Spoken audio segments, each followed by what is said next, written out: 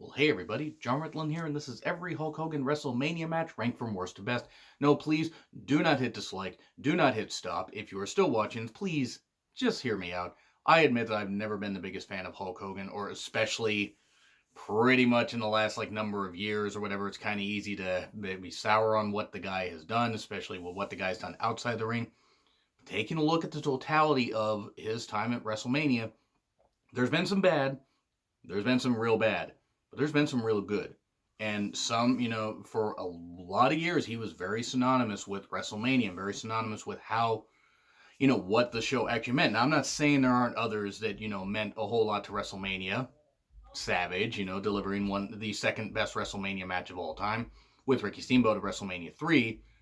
But, gotta give the devil his due. Hulk Hogan's had a lot of iconic matches, at WrestleMania. And here, I'm going to rank all 12 of them. Yes, despite the fact that he competed in only the first 9 WrestleManias and 18 and 19, he's had 12 WrestleMania matches. How has that happened? Well, you're going to find out, though I'm pretty certain if you're any kind of wrestling historian or know anything about your wrestling history, even a little bit, you probably can guess why. Let's start with number 12, one that I have covered numerous times. I will be quick. Hogan versus Yokozuna at WrestleMania 9. It counts, even though it was 22 seconds. Hogan shouldn't have walked out as champion. Yoko should have, or Brett should have. But Yoko walking out as champion would have been nice. Hogan couldn't allow that, though. Squash the Japa-Samoan Star, and there we go, Japa-Samoan Star, or whatever. Samoanese, that is something like that. I'm trying to find jokes here to talk about, because it really wasn't very good. It was a terrible way to end Mania. Hogan won. Cool. Wasn't cool. And then we go number 11, Hogan versus Andre at Mania 4. This was in the tournament to crown the, whoever would win the tournament would win the vacant WWF championship. After the whole screw job finished with the double Hebners at the big event, the Saturday Night's Main Event show. Yeah, like a month or about 2 months before, between Hogan and Andre. This was a match where basically it ended up being a double finish or whatever, where both guys got knocked out of the tournament. And because Hogan didn't want to lose Andre, and also Hogan just played a lot of politics here and everything, because, okay, they were going to go with Ted DiBiase, but then they ended up going with Savage. Quite frankly, either one would have been good, but they went with Savage, which I feel was a better option, but that's because I'm a Randy Savage fan. However, this match, pretty limp match. Andre really shouldn't have been wrestling past 87. Andre really shouldn't have been wrestling into 87. His back was in tatters. But it happened. It was a basic match. And number 10, Hogan versus Sid at Mania 8. One of the worst WrestleMania main events ever. It was so fun. It was not the worst ever, but it was pretty fucking bad. Savage versus Flair should have been the main event. It should have. We did not need to see a shrunk down Ultimate Warrior running down to the ring and everything. And yeah, it just wasn't very good. It just really wasn't. Hogan having to kick out Sid's leg drop because Papa Shango missed his cue and all that, and DQ and all that. Yeah, it was shit. It wasn't even Papa. Whoever told Papa Shango to go out when they did that person should have been wrote off right there. Yeah, this was a mess with the main event. And then we go to number 9, Hogan and Beefcake versus Money Inc. at Mania 9. Yeah, Hogan wrestled twice at Mania 9, if you could even count that match that I mentioned at the beginning as an actual match.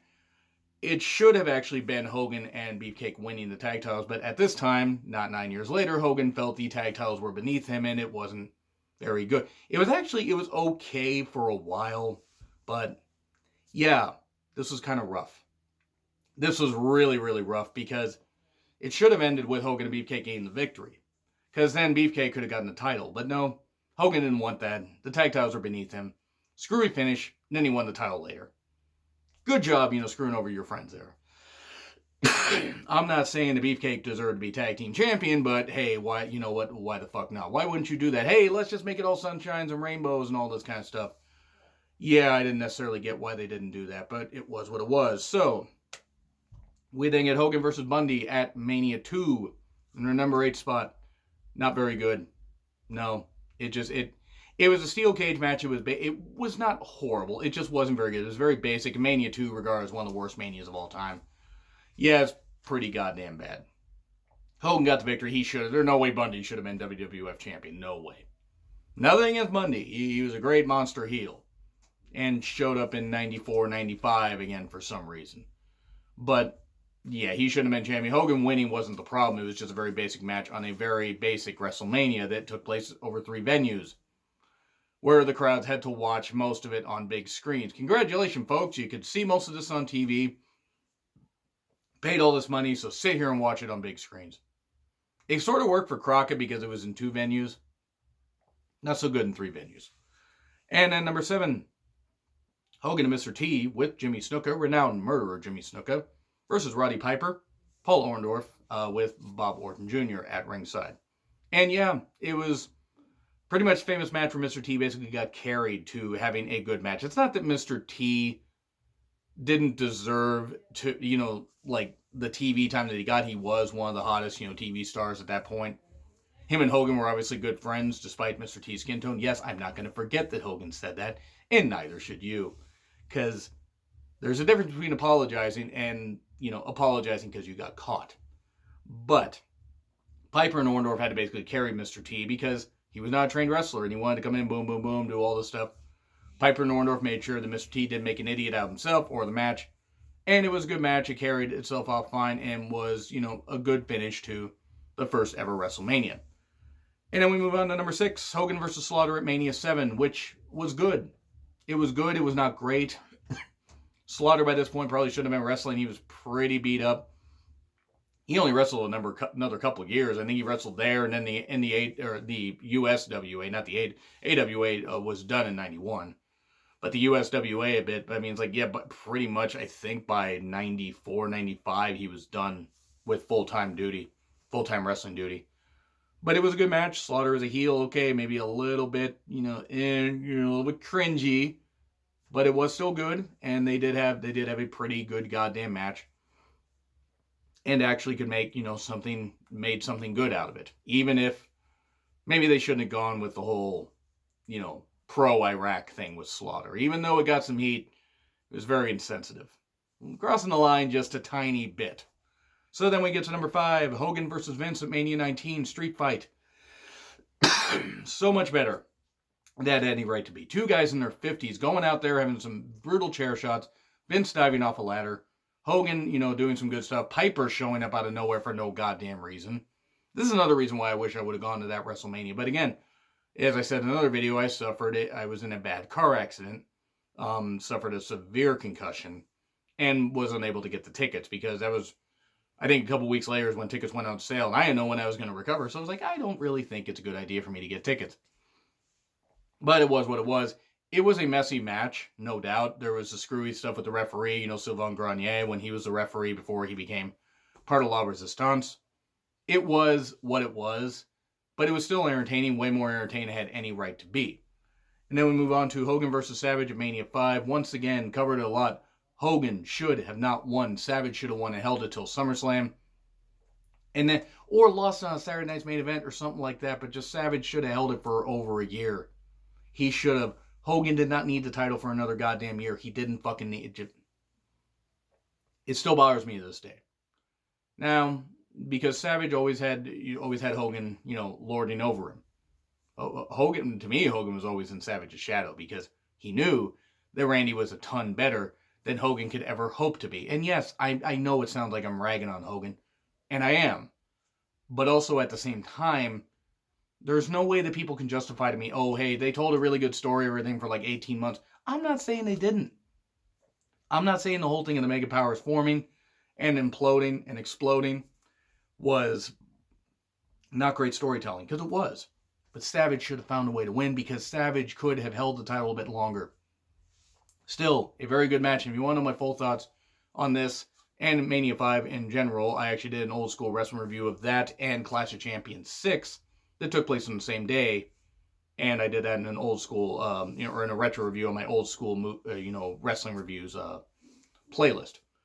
But anyway, yeah, it was a good match. I just wish Savage had won. And then we move on to number 3, Hogan versus Andre at Mania 3. Now, technically speaking, absolute atrocity. Hogan was never really a technician. He sort of was in Japan, but not really here. Andre was too beat up. And this is not knocking Andre. I can knock Hogan all I want. This is not knocking Andre. Andre was too beat up and was never a technical wizard anyway, even though he could perform incredible feats of athleticism, especially in the 70s and early 80s. Then the injuries and everything and all that stuff started to pile up. Andre was so beat up and everything, drinking so much wine and everything. I mean, look up how much wine he had to drink, or watch the HBO Andre the Giant documentary. That was really goddamn good, by the way.